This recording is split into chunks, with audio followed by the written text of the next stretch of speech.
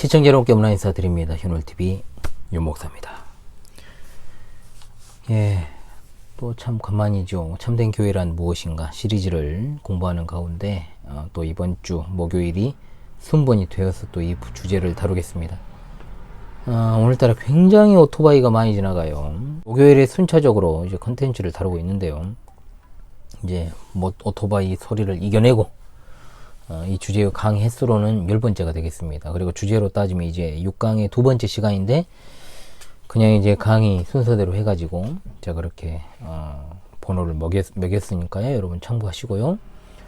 그래서 이제 지난번 이제 참된 교회란 무엇인가 강의에서는 참된 교회가 하는 활동들에 대해서 다루는데 그 중에 첫 번째가 하나님께 대한 활동, 예배에 대해서 우리가 공부를 했습니다. 복습을 하셨는지요?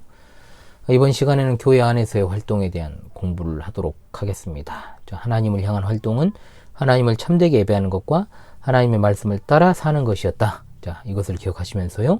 이제 그것이 교회 안에서 성도 간의 교제와 서로를 향한 활동으로 나타나야 되는데 그걸 이번 시간에 이제 공부하겠다 이 말입니다. 자, 보겠습니다. 자, 교회 안에서의 활동입니다. 참된 교회가 하는 일 첫 번째는 하나님께 대한 활동이었습니다. 그것은 하나님을 참되게 예배하는 것, 하나님의 말씀을 따라 사는 것. 자, 이것이 이제 어디로 이어져야 되겠습니까? 성도 간의 교제와 서로를 향한 활동으로 이어져야 됩니다. 그래서 이 교회로 하나 된 지체들의 성품과 교회의 연합이 이번 시간에 주된 주제가 되겠습니다. 이 성품에 대한 주제만 다뤄도 웬만한 강의보다 길어요. 자, 이 시간에도 집중해서 여러분 잘 들으시기를 바라겠습니다. 먼저 이번 시간에 다룰 주제는 이겁니다. 교회 안의 지체들의 성품과 교회의 연합입니다. 이미 우리가 알고 있습니다만 교회는 각자의 취향대로 그냥 끼리끼리 뭉치는 공동체가 아닙니다. 예수님 때문에 예수님으로 말미암아 이루어진 택자들의 무리죠. 따라서 교회로 모이게 된 근본과 목적, 방향성을 상실한 채, 무시한 채 교회를 신자 개개인의 어떤 사적인 필요나 채워주려고 형성하는 것, 이건 말 그대로 교회를 사탄에게 통째로 내어주는 꼴이 되는 겁니다. 마음 맞는 사람들이 모이는 것은 친목회, 교회와는 상관이 없죠. 우리가 모인 건 순전히 예수 그리스도를 통한 대속의 은혜를 통해 하나님이 영원전에 택하신 자들이 하나님의 부르심을 받아서 세상으로부터 빼어내어서 하나님께서 교회로 구별하신 것에 근거하고 있습니다. 그런 이유 때문에 바울 사도는 성도는 성령께서 하나 되게 하신 것을 힘써 지켜야 된다라고 교훈한 것입니다. 자, 그렇다면 성도들이 성령께서 하나 되게 하신 것을 지키는 비결이 뭘까요? 바로 겸손과 온유와 오래 참음입니다. 자, 다시 한번 겸손과 온유와 오래 참음, 이 세 가지를 이 시간에 다루도록 하겠습니다. 첫 번째, 겸손입니다. 성령의 하나 되게 하신 것을 지키기 위해서 교회의 지체들에게 요구되는 성품 중에 첫 번째가 겸손입니다. 자기를 적극적으로 어필하는 어떤 이 시대의 사조와 겸손, 좀 어울리지 않는 측면이 있습니다. 사실 남을 짓밟아야 올라서는 경쟁사회 속에서 겸손이라고 하는 것은 그저 어느 정도 지위에 올라간 자들이 보여주는 하나의 그냥 미덕에 지나지 않게 되어버렸죠. 세상이 아무리 겸손을 요약한 것으로 본다고 할지라도 그리스도의 몸된 교회 지체들은 겸손한 성품을 가져야만 됩니다. 우리가 교회 하면은 사랑을 떠올리잖아요. 사실 사랑도 겸손을 내포한 것이어야 돼요. 사랑이 아무리 값지더라도 겸손 없는 사랑은 이기적 감정이라는 것이죠. 그렇다면 겸손해야 될 이유와 그 기초를 아는 것이 굉장히 중요합니다. 겸손의 이유도 교회의 머리 대신 그리스도께 있다는 것 기억하십시오. 우리는 자기 자신을 지극히 낮추신 예수 그리스도의 겸손으로 말미암아서 구원의 은혜를 받은 자들입니다. 따라서 그 안에 있는 우리도 빌립보서 2장 5절의 말씀과도 같이 너희 안에 이 마음을 품으라 곧 그리스도 예수의 마음이니 아멘. 이렇게 말씀을 하시면서 주님을 우리를 구원하시기 위해 한없이 낮아지신 것을 생각하고 그대로 행하라고 말씀하십니다. 각박한 이 시대 그리고 흐름 속에서 겸손한 성품을 갖춘다? 이거 쉽지 않지만 그 이유와 기초가 나 때문에 하늘의 보좌 버리고 낮고 낮은 자리, 인간의 자리에 들어오신 주 예수 그리스도께 있으므로 그리스도를 따라서 죄악된 본성과 싸워야만 하는 것입니다. 겸손하지 않은 우리의 성향은 다른 지체들을 상하게 만들 수 있는 겁니다. 교회는 자신의 몸과 마음을 하나님 앞에서 낮추는 자들의 모임입니다. 낮아지고 또 낮아져야 되는. 따라서 그리스도의 은혜를 입은 자는 그분과 같이 낮고 낮은 자리에 처하며 살아야 되는 겁니다. 성령께서 그런 마음을 우리에게 부어주심으로 우리는 부족하지만 주님이 베푸신 은혜와 성령의 인도하심 따라서 자신을 낮출 수 있게 되는 것입니다. 낮추는 것. 그러므로 진정으로 구원의 은혜를 아는 자는 겸손하게 됩니다. 겸손할 수밖에 없습니다. 진정으로 그러합니다. 죄 없으신 하나님의 아들, 즉 영원 전부터 하나님의 독생하신 아들이시자 하나님이신 분이 더럽기가 한량없는 우리와 같은 비천한 종의 자리로 자신을 낮추셨습니다. 우리가 아무리 겸손한 성품을 가진다 한들 예수님 앞에서는 티끌만도 못한 겁니다. 진정으로 구원의 은혜를 간직한 자라면 교회에서 오랜 세월 신앙생활을 했음에도 여전히 뻣뻣하게 자신을 드러내는 그런 상태에 머물 수 없습니다. 교회는 손상된 자아를 회복하는 곳이 아닙니다. 상처받은 나 자신의 자아를 치료하는 것도 아닙니다. 또한 세상에서 탁월한 지위와 역할을 담당하는 자라 할지라도 그리스도 안에서는 낮아져야 됩니다. 성령께서 하나 되게 하신 것을 지켜야 됩니다. 대통령이 아니라 대통령 하랍이라 할지라도 교회는 세상의 신분을 그대로 가지고 와서 그것으로 빛나는 곳이 아닙니다. 각광받는 곳이 아닙니다. 교회는 나를 죽이고 나를 위해 자기 목숨을 버리신 하나님의 독생자 예수 그리스도로 말미암아 구원받은 자들의 모임이기 때문에 그런 일은 있을 수도 있어서도 안 됩니다. 또한 아무리 겸손해도 그것은 하나님 앞에서 특별할 것이 전혀 없습니다. 교회 안에서 누군가와 다툼과 분쟁을 일으켜서 예배와 교제의 자리를 이탈하는 사람은 왜 그렇게 하겠습니까? 여전히 그 삶이 자기중심적이기 때문에 그렇습니다. 자신의 자존심, 자신의 불평만 등 이런 것만 고려하기 때문에 성령께서 하나 되게 하신 것을 지키기는커녕 파괴시키기 바쁘다는 거죠. 자신의 자존감, 자존심, 불편함을 조금도 참지 못하는 사람이 어떻게 우리를 위해 철저하게 그 자아와 인격이 짓밟히신 예수 그리스도의 은혜를 입은 자라고 말할 수 있겠습니까? 우리들은 나의 자존심 때문에, 나의 편의 때문에 그리스도의 영광과 교회의 하나됨을 해쳐서는 안 됩니다. 진실로 주를 사랑하는 자는 자신을 낮추는 자라는 사실을 기억하시기 바랍니다. 아멘.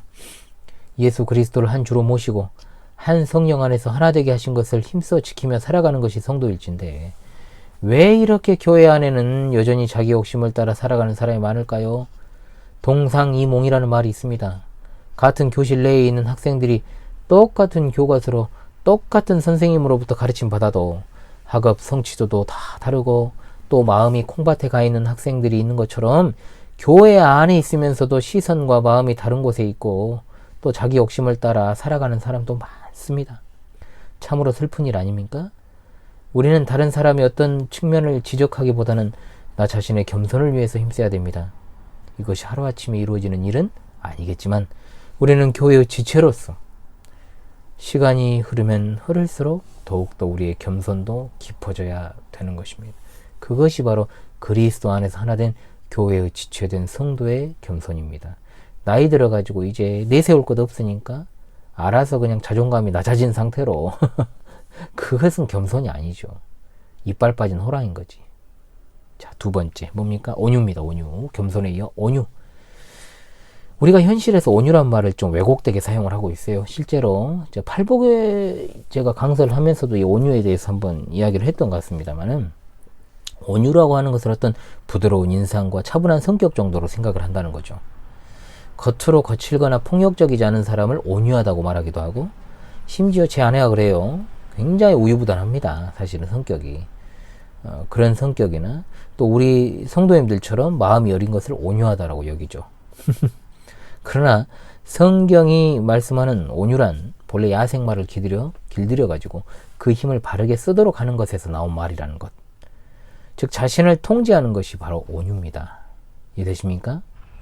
즉 마음의 부드러움도 부드러움이지만 동시에 내면적으로 강한 것을 가리키는 말이기도 해요. 따라서 온유에 대한 여러 가지 정의가 있겠습니다만 분명한 건 그리스도의 몸된 교회의 지체들이 성령께서 하나 되게 하신 것을 지키기 위해서 자기 자신을 통제하는 능력을 가져야 된다라고 말씀한 겁니다. 온유는 굉장히 실제적인 상황에서 적용이 돼요. 예를 들어서 누군가가 나의 정말 건들지 않아야 되는 부분을 건드려가지고 격분하게 되었을 때 또는 불쾌한 말을 하거나 욕을 했을 때 그에 대한 반응으로 요구되는 것. 이게 바로 온유라는 거죠. 자, 인간의 기본적 본성은 되받아치는 겁니다. 물론 개인차는 좀 있어요. 어떤 사람은 그 자리에서 누가 보건 말건 난리 부르스치는 사람이 있어요. 이를 가리켜서 미친 X 널 뛴다 이렇게 이야기를 하죠. 미쳐 팔짝 뛰는 거죠. 그런 사람이 있어요. 저 방방 뛴다 그래요. 그래서 트램블린을 갖다가 이 지역에서는 방방이라 그랬거든요. 저 어릴 시절에 방방 뛴다. 진짜 방방 뛰는 사람들이 있어요. 어쩔 줄 모르고 그런 사람도 있고, 또 어떤 사람은 그냥 안색이 변해요. 또 그 자리를 벗어나기도 하죠. 사실 저는 이런 사람이 더 무섭습니다. 안색이 정말 탁 바뀌면서 그 자리에 벗어나는 사람들, 자기가 어떤 일을 할지 몰라가지고 딱 벗어나는 사람, 저는 이런 사람이 더 무서워요. 또 교회와 같은 공적인 장소에서는 잘 드러내지 않는 경우도 있습니다. 따라서 진짜로 교회 안에서도 조차도 자기 자신을 통제하지 못하고 난리를 치고 표정이나 행동으로 자신의 감정을 숨기지 못하는 사람들은 굉장히 문제가 많은 사람들이, 이런 사람들은 진짜 이거는 정말 중병입니다. 중병. 이런 사람들은 어찌되었든 간에요. 자, 이런 개인차를 제외하고 우리의 본성은 온유와는 거리가 멀다. 하지만 분명 성경에서는 교회 하나됨을 위해서 자기 자신을 다스리고 통제하는 성품과 태도를 가져야 된다라고 가르치고 있습니다. 본성을 거슬러야 된다라는 것이죠. 자, 그렇다면 온유함을 갖는 것은 어디에서 나오는 것일까요? 역시나 모든 것이 마찬가지입니다. 예수 그리스도로부터 찾아야 됩니다. 예수님께서는 어땠습니까? 자신을 적대시하는 자들, 심지어 자신을 죽이는 자들에 대해서 온유로 대하셨습니다. 우리 각자는 예수님의 피값으로 건진받았어요. 예전에 어떤 일이 있었습니까? 여인네들이 시집가서 남편이 빨리 죽어버리면 서방 자아먹은 귀신 붙었다고 손가락질 했던 거예요. 그게 우리 민족입니다. 그러나 우리 성도들은요, 예수님을 죽인 자들이라는 평생 꼬리표가 달려있다는 것을 기억을 해야 돼요. 그런데 그 피로 말미암아 우리가 구원함을 받았지 않습니까? 따라서 정말로 격분하는 상황, 분이 나는 상황에 있어서도 상대에 대해서 온유함을 갖는 근거를 누구로부터? 내 자신이 아닌 예수님께로부터 찾아야 된다, 이 말입니다. 온유함은 타고난 천성이 아니에요. 그럼에도 예수 그리스도의 연합과 그리스도의 구원하심 안에서 온유할 것을 명령하십니다. 이 명령 따라서 부부관계, 부모-자식 관계, 직장관계, 사회관계, 학교생활 모든 전반에 걸쳐서 온유하게 행해야 된다라는 겁니다. 무엇보다 성령의 하나 되게 하신 것을 힘써 지키기 위해 교회 안에 있는 다른 지체들을 온유하게 대해야 한다는 것이죠. 그러면 우리 마음에 드는 생각은 그것입니다. 어떻게 저 사람은 어떻게 저럴 수가 있지? 목사가 돼서 어떻게 저러지? 권사가 돼가지고, 집사가 돼가지고, 목사 부인이 돼가지고 어떻게 저러느냐 따지는 거죠. 그러나 그것은 그 다음 문제고요. 자기 자신부터 생각을 해야 돼요. 너도 그러는데 나는 못 그러냐? 이런 태도는요, 지체의 자세가 아닙니다. 바로 그런 행동 하나하나가 교회의 하나됨을 깨뜨리는 거예요. 마음으로 품고 있는 태도도 잘못된 거예요. 먼저 나 자신을 돌아봅시다. 참다 나중에 폭발이 되면 오히려 항상 폭발하는 사람보다 더 비난을 받습니다. 어쩌겠습니까? 그것이 원리인 걸. 더 안 좋은 결과로 또 이어집니다. 굉장히 불의한 일을 만나고 부당한 대우를 받아도 정말로 그 문제가 해결되는 첩경은 정당하고 온유한 방식으로 문제를 해결하고자 하는 태도에서부터 나오는 겁니다. 성경에서 온유함이 지면의 모든 사람보다 뛰어나다라고 평가받은 사람이 있습니다. 누굽니까? 바로 모세입니다. 날 때부터 그랬겠어요? 아닙니다. 모세의 온유함이 가장 잘 드러난 것이 바로 그의 형인 아론과 누나 미리암, 모세의 권위에 불만을 나타내며 도전하려 했던 적이 있었습니다. 그런데 모세가 거기에 대해서 되받치지 않았어요. 하나님이 아론과 미리암을 책망하셨고, 미리암은 그 벌로 나병에 걸리게 되었죠. 그러니까 모세가 아유 시원하다, 정신 좀 차렸냐? 어디 영감생신 내 자리를 노려? 이렇게 하지 않았다는 겁니다. 오히려 모세가 어떻게 했습니까? 미리암의 병이 낫기를 위해 기도했다는 것입니다. 그리고 하나님은 그 기도를 들으시고 그녀를 고쳐주셨습니다. 우리는 교회 안에서 서로 비방하거나 서로를 판단해서는 안 돼요. 제발 그렇게 해서는 안 됩니다. 성령께서 하나되게 하신 것을 먼저 생각해야 됩니다. 그렇지 않으면 언제든지 하나됨이 깨집니다. 내 중심으로 생각을 합니다. 그 잣대를 갖다가 내 자신에게는 적용하지 않고 다른 사람에게만 적용을 합니다. 내 새끼한테는 적용 안 하고 남한테만 적용합니다. 그게 생기는 한 깨지는 겁니다. 하나됨이. 저것은 왜 늘 저 모양일까? 하고 마음으로 비난하고 정죄해서는 안 돼요. 아니라고 말하지 마십시오. 그런 게 있잖아요, 여러분들. 어찌되었든 교회로 모여 있다면, 일단 교회로 모여 있다면 성령 안에서 하나된 지체들이에요. 개인적인 감정보다는요, 그리스도의 몸인 교회의 하나됨을 지키는 것이 더 중요하다, 이 생각을 하고 돼야 된다, 이 말입니다. 그러므로 우리가 여기서 얻게 되는 귀한 교훈이 있어요. 즉 우리가 교회 안에서 온유함으로 하나되게 하심을 지키기 위해서는 하나님께 온전하게 맡기는 태도가 중요하다. 그런데 하나님께 맡긴다는 것이 현실에서는 좀 다르게 사용되는 것 같아요. 마치 어쩔 수 없는 운명에 순응하라는 식의 어떤 태도로 하나님께 맡기라는 것, 그런 태도가 사실 엿보이거든요. 마치 그렇다는 거예요. 하나님께 맡긴다라고 하는 것은 하나님은 모든 것을 아시고 모든 일을 하실 수 있으며, 또한 나를 지으신 하나님께서 나 자신의 현재 처한 문제와 상황을 잘 아시고 바르게 인도하실 지혜가 있다라는 사실을 믿는 자가 하나님께 맡길 수 있다는 말이에요. 물론 소소하게는 또 개인차가 있습니다. 어떤 이들은 조그만 일에도 격하게 반응하는가 하면 직선적인 사람은 바로 욱해서 튀어나오고, 또 어떤 사람들은 같은 일에 있어서도 크게 반응하지 않는 사람들도 있습니다. 그러나 정도의 차이일 뿐 모두가 가진 어려움이 바로 이겁니다. 온유라고 하는 것을요, 절대로 어떤 개인적으로 타고나는 성품이나 능력이라고 생각하지 마십시오. 온유는 분명 우리의 본성을 거스르는 거예요. 거스르는 것. 하나님을 신뢰함으로 이 본성을 거스르는 것입니다. 이러한 하늘에 속한 그리스도인의 성품인 겸손과 온유가 나타나지 않으면 그것은 십자가만 있을 뿐 세상 전체와 다를 바가 없습니다. 주님의 명령은 신자는 성령께서 하나 되게 하신 것을 힘써 지키라고 하셨습니다. 그리함으로 주님만을, 하나님만을 영화롭게 하는 교회가 돼야 될 줄로 믿습니다. 자, 세 번째 뭡니까? 오래 참음. 자, 오래 참음은 앞선 온유와 관련이 있어요. 오래 참는 것도 인간의 본성상 안 됩니다. 잘 이거. 그래서 화를 억제하기 위해서 사람들이 어떻게 합니까? 자신만의 방법으로 그 화를 풉니다. 참을 일자 3번이면은 무슨 뭐 어쩐다고요? 살인도 면한다고 하면서 또 가서 심호흡을 크게 해봐 막 하면서 그러잖아요. 그러나 그 어떤 것도 궁극적으로 해결책이 안 됩니다. 오래 참음 하나님의 성품이죠. 따라서 우리는 하나님을 본받아야 돼요. 성도는 나에 대해서 오래 참으신 하나님, 그리고 우리 주 예수 그리스도를 알고 믿어 그리스도에 연합하여 그분을 본받아 가는 것입니다. 우리 하나님이 뭐 멸하고 죽이는 것을 즐겨하시는 분입니까? 아니죠. 베드로 사도는 베드로후서 3장 9절에 오직 주께서는 너희를 대하여 오래 참으사 아무도 멸망하지 아니하고 다 회개하게 이르기를 원하시느니라. 억지로 참는 겁니까? 아니죠. 자신을 부당하게 대적하는 사람의 회개와 회복을 기대하고 그와의 온전한 관계 회복을 소원하며 인내하는 것입니다. 베드로를 비롯한 제자들에 대해서도 오래 참으셨어요. 회심 전 기독교의 박해자였던 바울에게도 오래 참으셔서 그를 불러서 이방인의 사도로 삼으셨다라는 것을 우리가 잊어서는 안 될 것입니다.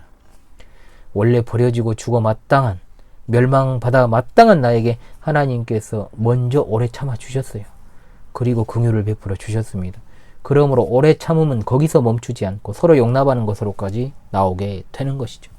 주께서 우리를 용서하신 것을 따라서 우리도 서로 용납하라는 것입니다. 그리고 이 모든 것 위에 사랑을 더하라. 주님의 행위는 사랑의 행위였습니다.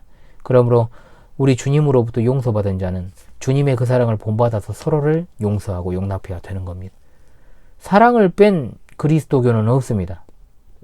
그런데 많은 이들이 사랑을 갖다가 인간의 어떤 본능적인 감정으로 이해를 한다는 거죠. 진짜 사랑의 의미를 잃어버린 시대를 살아가고 있습니다. 그리스도교의 사랑은 죄인을 구원하시는 하나님의 무조건적인 사랑이 그 근원에 있습니다. 그 사랑을 경험하지도 소유하지도 않은 사람은 그리스도인이 아닙니다. 그리스도의 몸의 지체로서도 그 삶도 살 수가 없습니다. 그리스도의 지체된 자는 오래 참음을 통해서 성령께서 하나 되게 하신 것, 곧 교회의 하나됨을 지키기 위한 활동에 참여하게 되는 겁니다. 용서받은 그리스도인은 용서의 명령 거부할 수 없습니다. 이런 생각을 할 수 있어요. 교회의 암흑에는 도를 넘었어. 용납할 수 없어. 이제는 더 이상.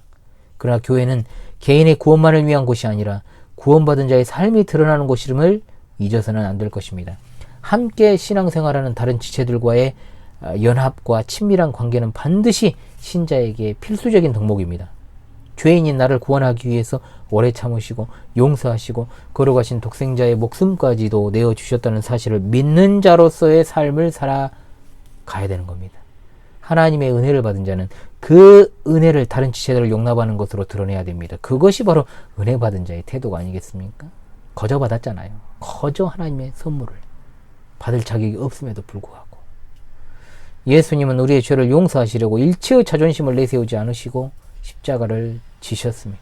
그리스도인은 사적 감정, 자존심보다 주 예수 그리스도를 더욱더 생각하고 서로 용서하고 용납하기를 힘써야 됩니다. 여러분 용서받은 그리스도인입니까? 그러면 용서의 명령을 행하십시오. 거부하지 마십시오. 용서하지 않으면서 내가 그리스도께로부터 사죄의 은혜를 받았다라고 자신하고 있지는 않습니까? 다른 지체를 용서하고 용납하는 것은 바로 하나님의 백성으로서 가야 될 방향이고 주께서 은혜로 주신 새로운 본성이라는 것을 잊지 마시기 바랍니다. 그러므로 마지막에 언급해야 될 것이 이거죠. 평안의 끈으로 묶기를 힘쓰는 자가 되어야 된다. 평안의 끈으로 묶기를 힘쓰는 자가 되어야 된다. 평안의 매는 줄입니다. 지체들 간의 어떤 어려움과 문제가 생길 때 그냥 놔두지 않고 능동적으로 화평을 만들어가는 태도죠. 교회에서도 목소리가 큰 사람들이 있어요. 그러니까 소신 있는 발언을 하는 것까지는 좋은데 그것이 너무 자기중심적이어서 교회의 화평을 깨뜨린다. 그거는 그리스도교의 진리를 어설프게 알기 때문에 원래 어설프게 아는 사람들이 더 용감합니다. 진리는 반드시 성령께서 하나 되게 하신 것을 지키도록 돕습니다. 물론 비진리와 타협하라는 거 아닙니다. 그러나 자신의 주관과 확신을 진리라는 이름으로 포장하는 것이 진짜 문제죠. 화평과 사랑이 없는 진리는 죽은 겁니다. 포장지만 그럴듯한 겁니다. 우리는 그리스도의 몸된 교회의 지체로서 자신이 소유한 진리와 성품과 삶을 통해서 성령께서 하나 되게 하신 것을 힘써 지키기 위해 부름받은 사람들입니다. 모든 겸손과 온유와 오래 참음과 사랑 안에서 서로 용납하면서 평안의 끈으로 지체들을 묶어 교회의 하나됨을 지키는 것이 머리 대신 그리스도를 높이는 신실한 성도의 모습입니다. 자, 하늘가족이라는 말을 다시금 한번 여러분 떠올려 보시기 바랍니다. 하늘가족, 주 예수 그리스도와 생명으로 연합한 우리는 한 몸이요 한 피 받은 형제요 자매입니다. 우리는 모두 하늘에 속한 하늘가족입니다. 아멘. 우리가 성찬식 때 이렇게 하나됨의 고백을 하거든요. 정말 중요하죠. 이것이 왜 그토록 중요한지 아십니까, 여러분? 왜 이렇게 중요할까, 이게? 이 땅에서 맺어진 어떤 관계보다 훨씬 더 오래오도록 영원토록 지속될 관계이기 때문에 그렇습니다. 부부관계, 혈연관계도 자, 어떻습니까, 여러분? 몸된 교회의 지체들과의 관계처럼 영원하지 않아요. 하늘가족은 천국에서도 지속될 관계니까요. 그런데 어려서부터 잘 이게 훈련이 안 돼서 그런지는 모르겠습니다만 주님의 다스리심과 인도하심에 따라서 어떻습니까? 각 지체를 향해서 겸손과 온유와 오래 참음과 용서와 평안의 끈으로 묶기보다는 세상과도 같이 똑같이 대하는 모습들이 있다는 겁니다.